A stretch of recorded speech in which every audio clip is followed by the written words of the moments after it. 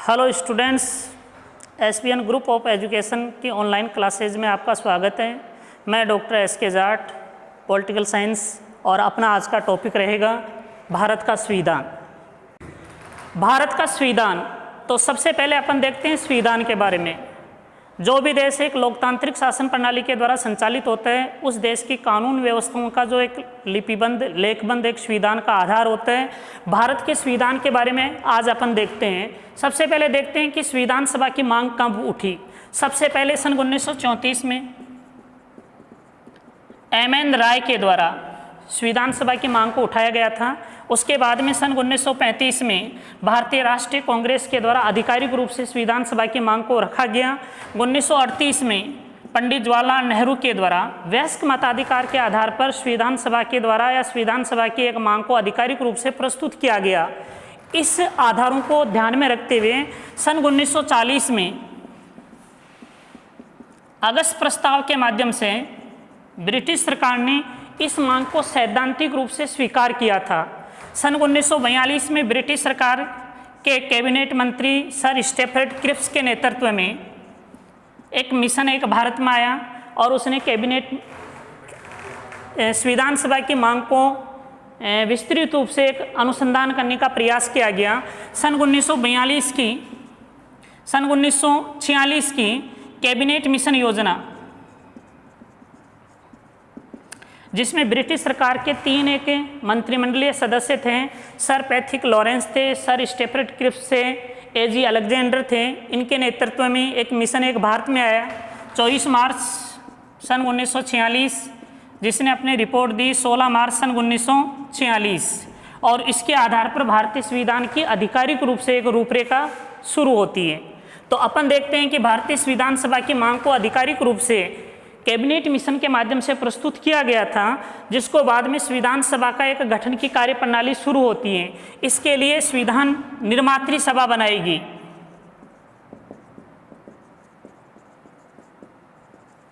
संविधान निर्मात्री सभा के लिए सबसे पहले एक जुलाई सन 1946 में इसके लिए निर्वाचन होते हैं। और निर्वाचन का आधार सामान्यतः एक वयस्क मताधिकार के आधार पर नहीं था, सामान्यतः एक जनसंख्या के अनुपात में मतदाताओं को एक विभाजित किया गया।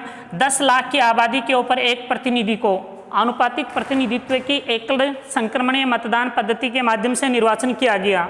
संविधान निर्मात्री सभा आंशिक निर्वाचित और आंशिक मनोनीत सभा थी, जिनमें कुछ सदस्यों का एक आंशिक रूप से निर्वाचन हुआ था। और आंशिक निर्वाचन के लिए सामान्य रूप से एक भारत में 11 ब्रिटिश प्रांत थे। इन 11 ब्रिटिश प्रांतों में से 392 सदस्यों का निर्वाचन हुआ था। 4 चीफ कमिश्नर क्षेत्र से निर्वाचित होकर के आए थे, और शेष एक 93 सदस्यों का एक देशी रियासतों से एक मनोनयन हुआ था। और ये मिलाकर के एक भारतीय संविधान निर्मात्री सभा में 389 सदस्यों का आंशिक मनोनयन और आंशिक निर्वाचन के माध्यम से एक भारतीय निर्मात्री सभा का गठन किया गया था। और इसी के आधार पर फिर भारतीय संविधान निर्मात्री सभा की कार्यप्रणाली शुरू होती है। कार्यप्रणाली की शुरुआत एक 9 दिसंबर 1946 से शुरू होती है। 9 दिसंबर 1946 को डॉक्टर सचिदानंद सिन्हा को अस्थायी अध्यक्ष बनाया जाता है। 11 दिसंबर 1946 को डॉक्टर राजेंद्र प्रसाद को इसका स्थायी अध्यक्ष बनाया जाता है। और यहाँ पर भारतीय संविधान सभा में एक 2 उपाध्यक्ष थे,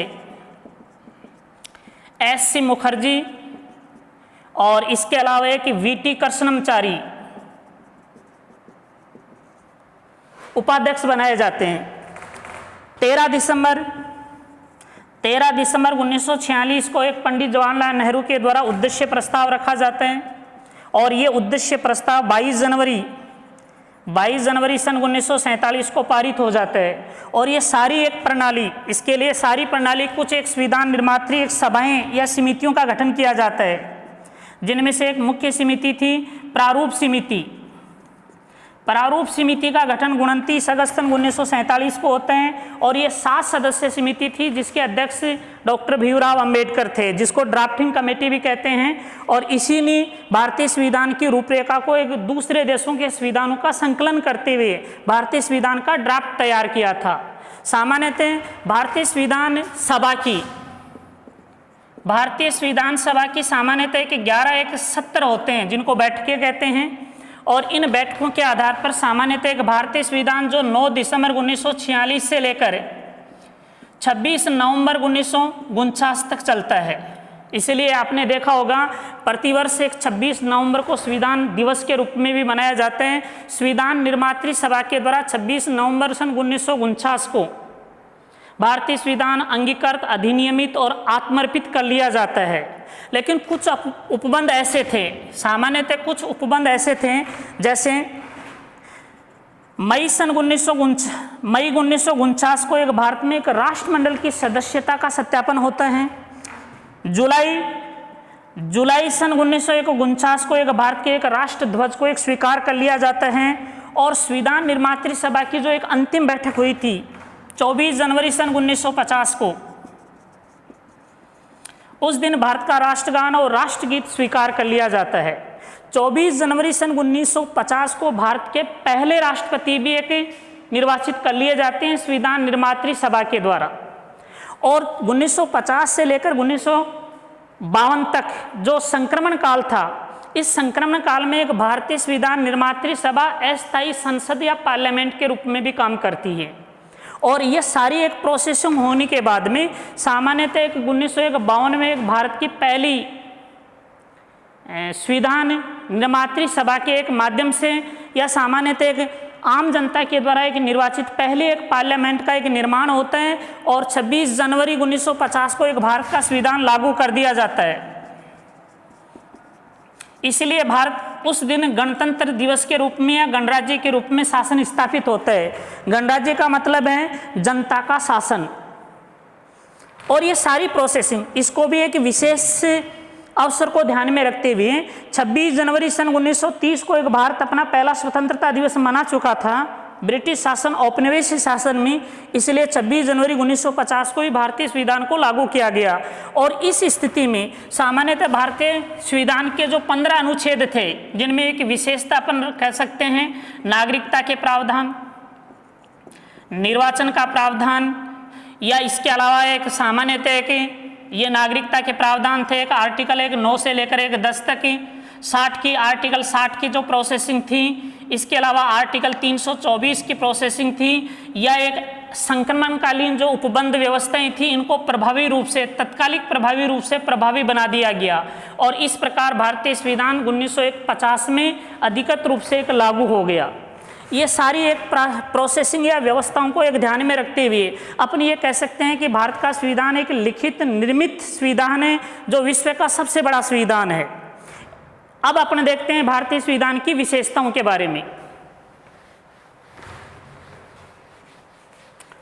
तो भारतीय संविधान की विशेषताओं के बारे में तो सबसे पहले अपन देखते हैं कि भारतीय संविधान में सामान्यतः 395 अनुच्छेद, आर्टिकल 395, भारतीय संविधान में एक 12 अनुसूचियां, 25 भारतीय संविधान में भाग, और इसके आधार पर भारतीय संविधान के रूपरेखा को एक निर्धारित किया गया है। भारतीय संविधान की पहली विशेषता, संविधान की विशेषताएं, सबसे पहले देखते हैं भारत एक संपूर्ण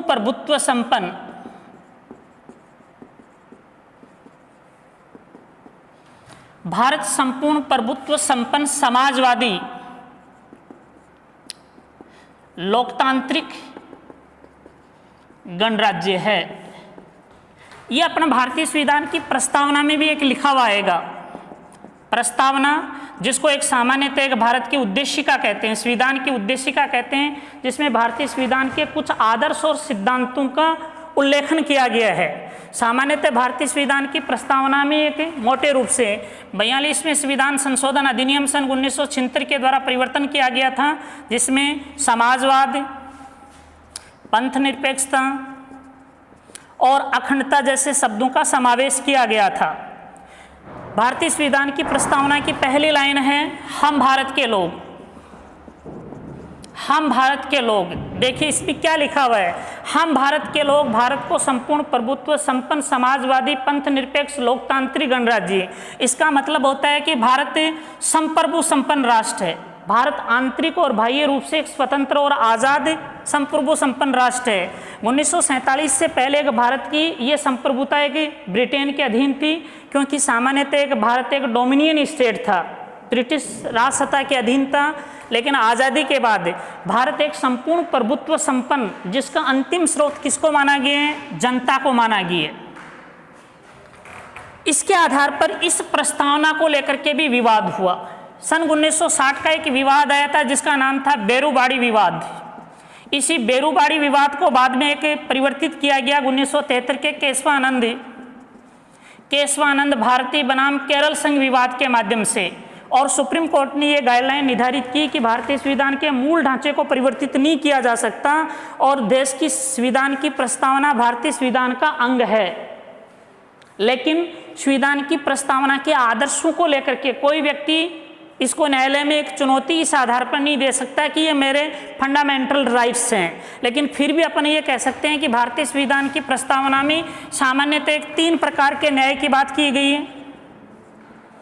3 प्रकार के न्याय, जिनमें सामाजिक, आर्थिक और राजनीतिक न्याय की बात होती है। 5 प्रकार का स्वतंत्रता का आधार है, विचार, अभिव्यक्ति, उपासना, धर्म और आस्था की। इसके अलावा समानता की बात की गई है, जिसको अपन समता कहते हैं, और बंधुत्व के आदर्श को स्वीकार किया गया है। इन सारी रूपरेखाओं को आधार में ध्यान में रखते हुए अपन ये कह सकते हैं कि भारत संपूर्ण प्रभुत्व संपन्न समाजवादी पंथ निरपेक्ष लोकतांत्रिक गणराज्य है। अब इनमें से सबकी एक एक विशेषताओं का विश्लेषण करते हैं। संपूर्ण प्रभुत्व संपन्न का मतलब है कि भारतीय संविधान की अंतिम सत्ता का स्रोत किसको माना गया है, जनता को माना गया। और ये जनता जनप्रतिनिधित्व के आधार पर, रिप्रेजेंटेटिव प्रोसेसिंग के आधार पर मताधिकार के द्वारा अपने प्रतिनिधियों का चुनाव करती है। और चुने हुए प्रतिनिधि एक भारत की जनता के ऊपर शासन सत्ता का प्रयोग करते हैं। दूसरी बात है कि भारत समाजवादी राज्य है। समाजवादी राज्य का मतलब है कि भारतीय जनता के साथ धर्म, मूल निवास स्थान और जेंडर के आधार पर क्या नहीं हो सकता, किसी भी प्रकार का कोई भेदभाव नहीं हो सकता। इसी समाजवादी कंसेप्ट में आर्टिकल 39 ये कहता है कि भारत के जितने भी एक भौतिक संसाधन हैं उनका स्वामित्व या नियंत्रण इस प्रकार से किया जाए कि अधिकांश जनता के सामाजिक हितों का एक हित संवर्धन हो सके।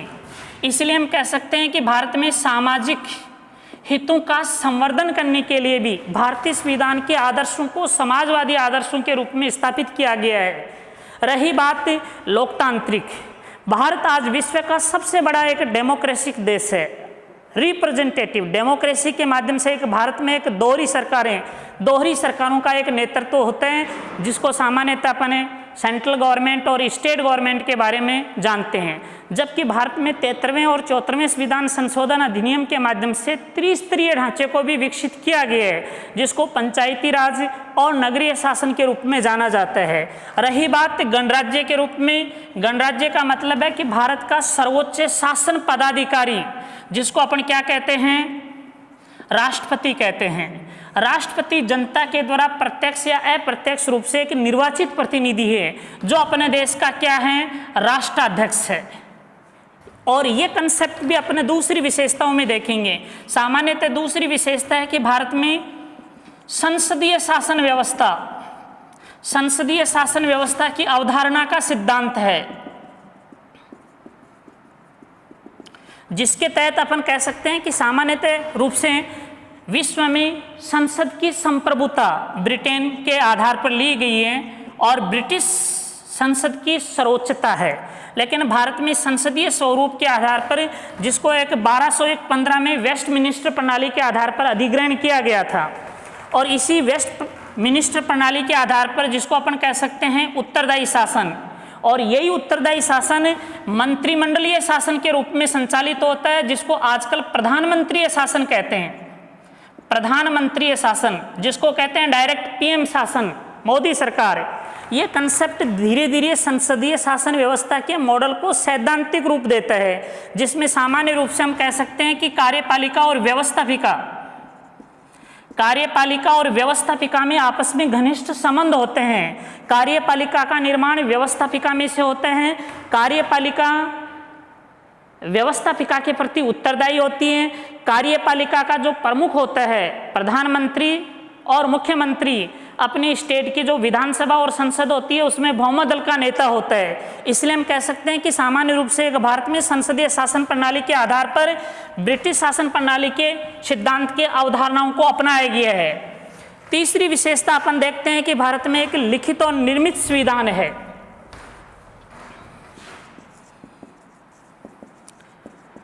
लिखित और निर्मित संविधान है कि भारतीय संविधान को संविधान सभा ने समयबद्ध तरीके से लिखा है, जिसमें बहुत से एक संविधानों का अनुसरण किया गया है डॉक्टर अंबेडकर के नेतृत्व में, जिसको आधुनिक भारत का एक मनु कहते हैं। और उन्होंने एक प्रारूप समिति के आधार पर या बहुत से एक देशों के संविधानों का एक अनुसरण करने के बाद में इसको एक लिपिबद्ध किया है। इसलिए भारत का संविधान कैसे है? लिखित संविधान है। अगली विशेषता सामान्य रूप से हम कह सकते हैं कि भारत का संविधान विश्व का सबसे बड़ा संविधान है।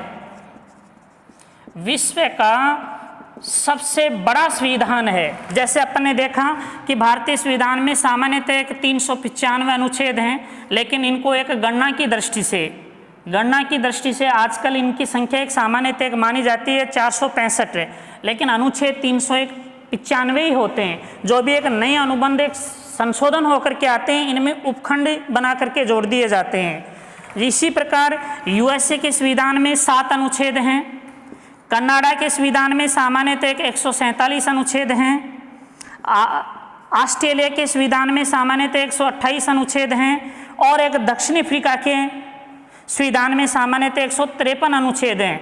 लेकिन विश्व की सबसे बड़ी डेमोक्रेटिक शासन व्यवस्था भारत का संविधान सामान्यतः विश्व का सबसे एक बड़ा एक संविधान है, इसलिए कि विश्व का सबसे एक बड़ा और लिखित और निर्मित संविधान की श्रेणी में आता है। इसके अलावा एक भारत के संविधान में मौलिक अधिकार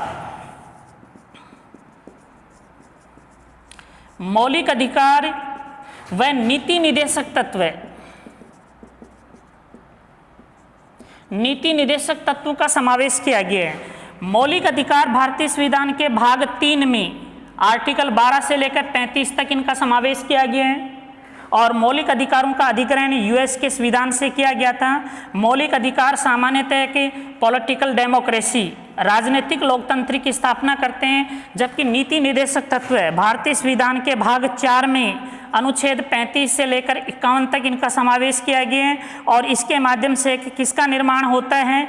वेलफेयर गवर्नमेंट, जिसको कहते हैं लोक कल्याणकारी राज्य का निर्माण होता है, जिसका एक मूल उद्देश्य है सामाजिक और आर्थिक लोकतंत्र की स्थापना करना। लेकिन ये राज्य के द्वारा एक विधि या न्यायालय के द्वारा इनको एक प्रभावी रूप से एक वैधानिक तरीके से क्रियान्वित करना अनिवार्य नहीं होता है, जबकि मौलिक अधिकारों का एक अनिवार्य क्रियान्वयन करने के लिए भारतीय संविधान के आर्टिकल 32 और 226 के तहत नागरिक न्यायालय के माध्यम से एक रिट का सहारा ले सकता है। इसलिए हम कह सकते हैं कि भारत के नागरिकों को भी एक मौलिक अधिकारों के माध्यम से एक अधिकाधिक संरक्षण दिया गया है। जैसे अभी हाल में 86वां संविधान संशोधन अधिनियम के द्वारा 86वां संविधान संशोधन अधिनियम 2002 जो 2010 से प्रभावी हुआ, जिसमें सामान्यतः 6 से 14 साल के बच्चों को प्राइमरी एजुकेशन निःशुल्क रूप से उपलब्ध करवाई जाएगी, ऐसा संवैधानिक मौलिक अधिकार समावेशित किया गया है। लेकिन इन्हीं मौलिक अधिकार और नीति निर्देशक तत्वों को लेकर के भारतीय न्यायालय के द्वारा भी कई प्रकार के एक न्यायिक निर्णय दिए गए हैं, जिनमें सबसे एक अच्छा न्यायिक निर्णय था सन 1973 का, जिसका नाम था केशवानंद भारती बनाम केरल संघ विवाद, जिसमें एक सुप्रीम कोर्ट की ये गाइडलाइन या एक न्यायिक निर्णय एक आया कि भारतीय संविधान में मूल ढांचे की अवधारणा मूल ढांचे की अवधारणा को किसी प्रकार से क्या नहीं किया जा सकता, परिवर्तित नहीं किया जा सकता। इसके आधार पर भारत की संसदीय सर्वोच्चता को नियंत्रित करने का प्रयास किया गया। ये अपने अगली विशेषताओं में देखेंगे। सामान्यतः अगली विशेषता है कि भारत में संसदीय सर्वोच्चता एवं न्यायिक सर्वोच्चता दोनों का भारत में क्या किया गया है, समन्वय किया गया है, जिसको अपन इस प्रकार से देखेंगे कि भारत में एक ब्रिटिश संसद के समान संसदीय सर्वोच्चता नहीं है, बल्कि भारत में संसदीय सर्वोच्चता का मतलब है कि भारत की संसद व्यवस्थापिका आर्टिकल 368 के द्वारा, जिसमें यह प्रावधान है विधि के द्वारा स्थापित प्रक्रिया के द्वारा ही विधि का निर्माण किया जा सकता है। जबकि न्यायिक सर्वोच्चता का मतलब, जैसे जिस प्रकार अमेरिका में एक न्यायालय एक स्वतंत्र और निष्पक्ष है, लेकिन यहाँ पर भी एक न्यायिक सर्वोच्चता का मतलब ये है कि न्यायिक पुनरावलोकन के माध्यम से भारत की न्यायपालिका व्यवस्थापिका के द्वारा बनाए गए गैर कानूनी अधिकार और उपबंधों को क्या कर सकती हैं, चुनौती दे सकती है। इसलिए हम कह सकते हैं कि भारत में ये दोनों जो सिस्टम आपको दिख रहा है, जिसको अपने कुछ आंशिक तरीके से कह सकते हैं चेक एंड बैलेंस की थ्योरी, एक अंग सरकार का एक अंग दूसरे अंग को कहीं ना कहीं नियंत्रित करने का प्रयास करता है। न्यायिक पुनरावलोकन व्यवस्थापिका की या संसद की सर्वोच्चता को रोकने का प्रयास करता है, और संसदीय सर्वोच्चता अपने नए उपबंधों का निर्माण करके न्यायालय की सर्वोच्चता को नियंत्रित करने का प्रयास करता है। अगली विशेषता है कि भारत में सामान्यतः एक समाजवादी राज्य होने के साथ साथ एक वयस्क मताधिकार के आधार पर डेमोक्रेटिक सिस्टम को अपनाया गया है। अगली विशेषता वयस्क मताधिकार। वयस्क मताधिकार का मतलब है कि भारत में जो निर्वाचित जनप्रतिनिधित्व का आधार है, उसमें एक न्यूनतम आयु सीमा के आधार पर, और वो भारत में न्यूनतम आयु सीमा है 18 वर्ष। 18 वर्ष के भारतीय नागरिकों को मत देने का अधिकार होता है, मतदान करने का अधिकार होता है। इसको भी परिवर्तित किया गया। 61वां संविधान संशोधन अधिनियम सन 1989 के द्वारा यह न्यूनतम आयु सीमा पहले 21 वर्ष थी, जिसको घटा करके क्या कर दिया गया है, 18 वर्ष कर दिया गया है। इसी प्रकार अगली विशेषता है इकहरी नागरिकता। और इकहरी नागरिकता का मतलब है कि भारत में जो संघात्मक और एकात्मक शासन का स्वरूप है, उसमें देश की राष्ट्रीय एकता को और अखंडता को मजबूत बनाने के लिए भारत के नागरिकों को एक ही नागरिकता का प्रावधान दे रखा है, जिसको कहते हैं भारतीय नागरिकता। इसी भारतीय नागरिकता के संबंध में सामान्य रूप से एक भारत में दोहरी नागरिकता का प्रावधान नहीं है। स्टेट और सेंट्रल गवर्नमेंट की एक ही नागरिकता है, ताकि भारत में सामान्य रूप से हम कह सकते हैं कि देश की राष्ट्रीय एकता और अखंडता को सुनिश्चित किया जा सके। अगली विशेषताएं हैं कि भारत में एकात्मक एवं संघात्मक शासन व्यवस्था का सामान्यतः एक आपस में क्या है, समन्वय या मिश्रण है। जिस प्रकार भारतीय संविधान के अनुच्छेद 1 में ये कहा गया है कि भारत एक संघीय एक राष्ट्र है, फेडरलिज्म है, लेकिन भारत का ये फेडरलिज्म का कंसेप्ट क्या है, राज्यों का संघ, जिसको कहते हैं यूनियन ऑफ स्टेट्स, कि भारत में राज्यों का संघ है, लेकिन भारत में एक दोहरी एक नागरिकता या दोहरे संविधान का प्रावधान या राज्य की सरकारें एक अलग नहीं हो सकती। इस प्रकार के कंसेप्ट को रोकने के लिए भारत में एक संविधान की सर्वोच्चता का पालन किया गया है, भारत में स्वतंत्र और एक निष्पक्ष न्यायपालिका का प्रावधान किया गया है, भारत में शक्तियों का विभाजन किया गया है, और इसके अलावा भारत में संसद का जो उच्च सदन है, उस सदन में एक राज्यों को एक समान प्रतिनिधित्व दिया गया है। इसी प्रकार हम कह सकते हैं कि कुछ सीमा तक भारत में एकात्मक शासन व्यवस्था के भी लक्षण दिखाई देते हैं, जैसे एक भारत का एक ही संविधान होना, या भारत की इकहरी नागरिकता होना, या भारत में आपातकालीन उपबंधों में एक संघ सरकार का शक्तिशाली होना। ये सारे आधार भारत को क्या बनाते हैं, एकात्मक शासन व्यवस्था की ओर ले जाने का प्रयास करते हैं। इसलिए हम कह सकते हैं कि भारत में एक दोनों संविधानों के स्वरूप का समन्वय किया गया है। अगली विशेषता है कि भारत में एक स्वतंत्र और निष्पक्ष न्यायालय है। स्वतंत्र और निष्पक्ष न्यायालय का प्रावधान, जिसको अपन कह सकते हैं संघीय न्यायालय, यह भी एक एकीकृत एकात्मक शासन व्यवस्था को प्रदर्शित करता है कि भारत की अंतिम अपीलीय न्यायालय की प्रोसेसिंग होती है सुप्रीम कोर्ट में। सुप्रीम कोर्ट के एक अधीन होते हैं एक हाई कोर्ट, और हाई कोर्ट के अधीन होते हैं सेशन कोर्ट। ये सारी व्यवस्थाओं को एक इसलिए स्वतंत्र, एक निष्पक्ष बनाए गए हैं ताकि इन निरंकुश और तानाशाही शासन व्यवस्थाओं को एक नियंत्रित किया जा सके। अगली विशेषता है कि भारत में पंथ निरपेक्षता का स्वरूप। पंथ निरपेक्षता सामान्य रूप से, जिसको एक अधिकांश लोग एक धर्म निरपेक्षता के साथ जोड़ते हैं, ये एक दार्शनिक प्रावधान है। इस दार्शनिक प्रावधान का एक समावेश 42वें संविधान संशोधन अधिनियम सन 1976 में जोड़ा गया था, जिसका सामान्यतः एक अर्थ ये होता है कि भारत राष्ट्र का कोई धार्मिक धर्म नहीं है, राष्ट्र का या गवर्नमेंट का कोई धर्म नहीं है। लेकिन इसका मतलब ये भी नहीं होता है कि भारत सरकार एक अधार्मिक भी नहीं है और धार्मिक भी नहीं है। इसका मतलब है कि भारत के सभी लोगों को अपनी आस्था, श्रद्धा और मान सम्मान के आधार पर किसी भी धर्म की शिक्षाएं या आदर्शों को स्वीकार करने की समान स्वतंत्रता है। लेकिन गवर्नमेंट क्या नहीं करेगी, किसी भी धर्म के साथ किसी प्रकार की असमानता का व्यवहार नहीं करेगी। अगली विशेषता कि भारत में कुछ आपातकालीन प्रावधानों का समावेश भी किया गया है। आपातकालीन उपबंध जो सामान्यतः 3 प्रकार के होते हैं। जिस प्रकार अपन कह सकते हैं कि आर्टिकल 352, जिसके तहत आपने नाम सुना होगा, एक राष्ट्रीय आपातकाल। दूसरा होता है आर्टिकल 356, जिसको कहते हैं कि राज्य आपातकाल, या जिसका दूसरा नाम है राष्ट्रपति शासन। और तीसरा आपातकाल होता है आर्टिकल 360, जिसको कहते हैं कि वित्तीय आपातकाल। इसका मतलब होता है 352 एक राष्ट्रीय आपातकाल, जब भारत देश के दूसरे राज्य या दूसरे एक देश के साथ युद्ध हो जाता है, या बाह्य आक्रमण होता है, या भारत देश में एक सशस्त्र आंतरिक विद्रोह हो जाता है, तो ऐसी स्थिति में क्या घोषित किया जा सकता है, राष्ट्रीय आपातकाल की घोषणा लागू की जा सकती है। आर्टिकल 356 ये कहता है कि जब कोई स्टेट गवर्नमेंट शासन चलाने में विफल हो जाती है राज्यपाल की रिपोर्ट के आधार पर, उसको कहते हैं संवैधानिक विफलता। लेकिन इसके साथ साथ एक आर्टिकल और भी समावेशित किया गया है, 365।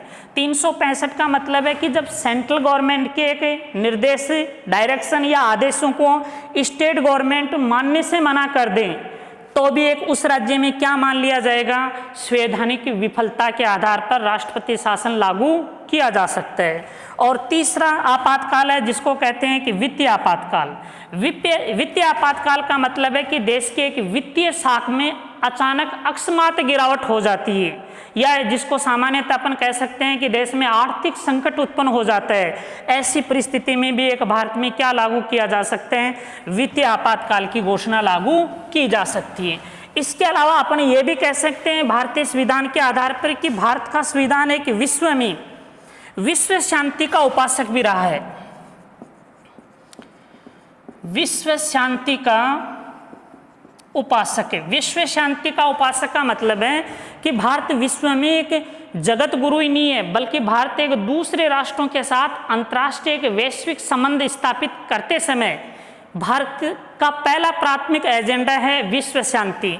क्योंकि हर राष्ट्र दूसरे राष्ट्रों के साथ संबंध बनाता है तो उसका मूल उद्देश्य होता है सुरक्षा। लेकिन फिर भी जिस प्रकार एक भारत ने एक पंचशील सिद्धांत के आधार पर एक विश्व शांति का उपदेश दिया था, इसी प्रकार हम कह सकते हैं कि जो भी गवर्नमेंट का नेतृत्व करता है वो हमेशा एक आर्टिकल 51 के आधार पर विश्व शांति के आदर्शों को स्थापित करने का प्रयास करता है। या फिर अगली विशेषता के रूप में अपन ये भी कह सकते हैं कि भारत में एक अल्पसंख्यक और पिछड़े वर्गों के लिए, अल्पसंख्यक व पिछड़े वर्गों के लिए भी भारतीय संविधान ने क्या किया है, विशेष प्रावधान किया है। विशेष प्रावधान किया है जिस प्रकार अपन कह सकते हैं कि SC/ST के लोगों को सामान्यतः एक भारतीय संविधान के आर्टिकल 330 और 32 के तहत 330 और 332 के तहत क्या दिया गया है, देश की संसदीय व्यवस्थापिका और राज्यों के एक राज्य एक विधानमंडल में एक जन प्रतिनिधित्व अधिनियम में क्या दिया गया है, समान प्रतिनिधित्व देने के लिए अल्पसंख्यक वर्गों को एक विशेष सीटों का रिजर्वेशन दिया गया है। या फिर अपन कह सकते हैं कि भारत देश में एक पिछड़े वर्गों के लिए समय समय पर एक राष्ट्रपति एक संवैधानिक आयोग या समिति या मंडलों के आधार पर इनकी रिपोर्टों को प्रभावी लागू किया जा सकता है। जिस प्रकार अपन कह सकते हैं कि ओबीसी के लिए काका कालेलकर आयोग आया या मंडल आयोग आया, ये सारी एक प्रावधान है कि विशेषताएं भारतीय संविधान के एक आदर्शों को स्थापित करने का प्रयास करती हैं। इसके अलावा अपन ये भी कह सकते हैं कि भारतीय संविधान में कठोर, अगली विशेषता, भारतीय संविधान में कठोर और लचीलेपन का समन्वय है। इसका मतलब होता है कि भारतीय संविधान अमेरिका के समान उतना कठोर नहीं है और ब्रिटेन के समान इतना लचीला नहीं है, बल्कि यहाँ पर आर्टिकल जो 368 की प्रोसेसिंग होती है। अगली विशेषता है भारत के संविधान की कठोर और लचीलेपन का मिश्रण। इसका मतलब होता है कि भारतीय संविधान के आर्टिकल 368 के तहत भारतीय संविधान में जो संशोधन का प्रावधान है उसमें कठोरता और लचीलेपन का एक समन्वय किया गया है। यूएसए के समान की कठोरता भी नहीं है और ब्रिटेन के संविधान के समान एक लचीलापन भी नहीं है, बल्कि सामान्यतः एक भारतीय संविधान में संशोधन के एक 3 स्वरूप होते हैं। इन 3 स्वरूपों का समन्वय किया गया है और इसी के आधार पर अपन कह सकते हैं कि भारतीय संविधान परिस्थिति के अनुसार परिवर्तित किया जा सकता है, जिसका उदाहरण अपन देख सकते हैं, जिसको एक मिनी संविधान कहते हैं। 42वें संविधान संशोधन अधिनियम सन 1976 के द्वारा भारतीय संविधान में कई प्रकार के एक मौलिक परिवर्तन किए गए, जिसको बाद में सुप्रीम कोर्ट में कुछ एक आदर्शों को लेकर के यहाँ चुनौती दी गई, जिसको आधार में हम ये कह सकते हैं कि केशवानंद भारती बनाम केरल संघ विवाद में मूल ढांचे की अवधारणा का सिद्धांत भी सामने आया। जिसका मतलब मैं आपको समझा देता हूँ।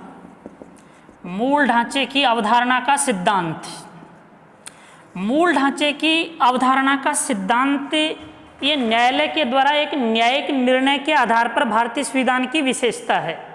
न्यायिक निर्णय का कंसेप्ट है मूल ढांचे की अवधारणा कि समय समय के अनुसार सुप्रीम कोर्ट ने जो भी एक न्यायिक निर्णय के नए उपबंध स्थापित कर दिए, उनको भी क्या मान लिया गया है, भारतीय संविधान की विशेषताओं के आदर्शों के समकक्ष मान लिया गया है। इसलिए हम कह सकते हैं कि मूल ढांचे में आजकल अधिकांश भारतीय संविधान की विशेषताओं का समावेश कर लिया गया है और इसके आधार पर देश की संसद क्या नहीं कर सकती, भारतीय संविधान संशोधन के आधार पर भारतीय संविधान के एक अधिकांश भागों में इस प्रकार का संशोधन नहीं कर सकती कि वो अपने एक मूल स्वरूप को ही नष्ट कर दें।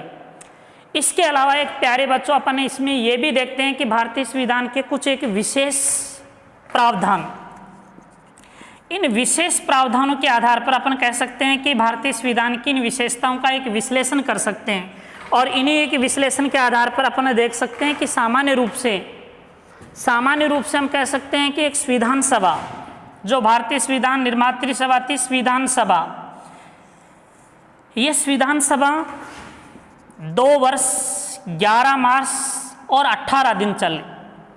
इस समय के भीतर एक भारतीय संविधान का एक निर्माण हुआ और आधुनिक भारत का जो जनक कहते हैं, जिसको एक अम्बेडकर के नाम से एक जाना जाता है, जिसको एक आधुनिक भारत का एक मनु कहते हैं, और इसके अलावा एक सामान्य रूप से एक हाथी को एक प्रतीक चिन्ह मान करके भारतीय संविधान ने हाथी को एक प्रतीक चिन्ह के रूप में एक प्रस्तुत किया था, या जिसको अपन कह सकते हैं कि मोहर के रूप में काम में लिया गया था। और बी.एन. राव भारतीय संविधान के एक संवैधानिक सलाहकार थे, या फिर इसके अलावा अपन कह सकते हैं कि अयंकर, जिसका नाम था H.V.R. अयंकर, ये भारतीय संविधान समिति के सेक्रेटरी थे, सचिव थे, जिसने भारतीय संविधान को एक सचिव के रूप में एक भूमिका निभाई। और इस प्रकार अपने इस आदर्शों के आधार पर ये कह सकते हैं कि कॉन्स्टिट्यूशनल ऑफ इंडिया, भारत का संविधान क्या है, भारत के संविधान के आदर्शों को किस प्रकार इसका एक विश्लेषण करें, तो सामान्य रूप से हम कह सकते हैं कि भारत के संविधान को संविधान निर्मात्री सभा के द्वारा निर्मित लेखबंद किया गया है। और लेखबंद करने के बाद में अपन ये कह सकते हैं कि इन आदर्शों के आधार पर आज ये विश्व का सबसे बड़ा एक संविधान है, लिखित संविधान है, अनेक प्रकार की एक व्यवस्थाओं का इसमें एक समाधान किया गया है। और समय समय के अनुसार इसमें जब भी किसी प्रकार का कोई परिवर्तन होता है या संशोधन किया जाता है तो वो नए संशोधन एक नए उपबंध या खंडों के रूप में उनको स्थापित कर दिया जाता है। और कई व्यवस्थाओं को, जिस प्रकार अपन कह सकते हैं कि कई व्यवस्थाओं को एक न्यायालय ने भी, सुप्रीम कोर्ट ने भी अपने एक न्यायिक पुनरावलोकन के आधार पर व्यवस्थापिका के द्वारा बनी हुई एक न्यायिक प्रक्रियाओं को अवैध घोषित किया, जिसको कहते हैं न्यायिक पुनरावलोकन का अधिकार। न्यायिक पुनरावलोकन या जिसको कहते हैं न्यायिक समीक्षा का अधिकार, ये कंसेप्ट वैसे सामान्य रूप से एक यूएसए के संविधान से अधिग्रहण किया गया है और इस कंसेप्ट के आधार पर एक न्यायालय अपनी न्यायिक स्वतंत्रता और निष्पक्षता को स्थापित करता है, जिसको अपन कह सकते हैं न्यायिक समीक्षा। और न्यायिक समीक्षा का मूल आधार होता है कि देश की व्यवस्थापिका इस प्रकार के किसी भी प्रकार के कानून का निर्माण नहीं करेगी जो भारत के एक मूल ढांचे की अवधारणा को खंडित करते हैं या एक देश के एक नागरिकों के अधिकारों का एक अतिक्रमण करते हैं। जिस प्रकार अभी हाल में आपने देखा होगा, एक भारत सरकार ने एक कानून पारित किया है जिसका नाम है CAA, जिसको अपन कह सकते हैं सामान्यतः रूप से एक नागरिक संशोधन बिल। इसके ऊपर कई प्रकार के विवाद उत्पन्न हो रहे हैं, लेकिन एक भारत की व्यवस्थापिका ने इसका निर्माण सामान्यतः कि विधि के द्वारा स्थापित प्रक्रिया के तहत ही इसका निर्माण किया गया है। इसलिए हम कह सकते हैं कि एक न्यायालय इसको एक न्यायिक पुनरावलोकन के आधार पर इसको किसी प्रकार की समीक्षा के दायरे से बाहर रखेगा। इसलिए हम कह सकते हैं कि देश की न्यायपालिका विधि के द्वारा स्थापित प्रक्रिया के प्रावधानों को ध्यान में रखते हुए न्यायिक समीक्षा करती। इसीलिए इसमें कुछ ऐसे प्रावधान भी होते हैं जो एक नए करंट अफेयर के साथ जुड़ते हुए रहते हैं, इसलिए आज के समसामयिक गतिविधियों का समावेश भी इसमें कर लेना चाहिए। और इसीलिए हम इन प्रावधानों के आधार पर ये कह सकते हैं कि भारत का संविधान निर्मित संविधान है, लिखित संविधान है, विश्व का सबसे एक बड़ा संविधान है, इकहरी नागरिकता है, पंथ निरपेक्षता का कंसेप्ट है, सामाजिक न्याय की अवधारणा को अपनाया गया है, संसदीय के व्यवस्था की आधार को अपनाए गए हैं, एकात्मक और संघात्मक शासन व्यवस्था का आधार माना गया है। Thank you.